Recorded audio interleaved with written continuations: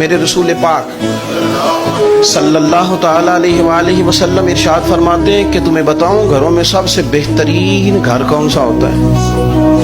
او میرے بھائیوں، وہ کتنا کو بہترین گھر ہے جسے مدینے والے رسول نے بہترین کہہ دیا ہے۔ فرمایا تمہیں بتاؤں نا گھروں میں بہترین گھر کون سا ہے؟ ہم سمجھتے ہیں ٹائلیں اچھی ہوں، کمرے ہوادار ہوں اور کچن انواع و اقسام کے کھانوں سے بھرا ہوا ہو، سین اچھا ہو اور جناب ہر چیز کی سہولیات گھر میں ہو، امن ہو، سکون ہو۔ نہیں، حضور فرماتے ہیں مجھ سے پوچھو نا بہترین گھر کون سا ہے؟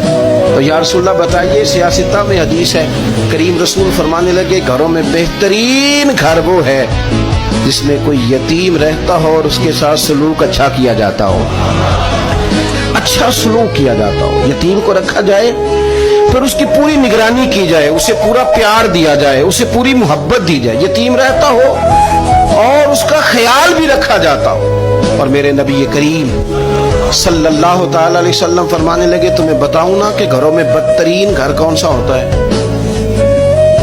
بدترین گھر کون سا ہے؟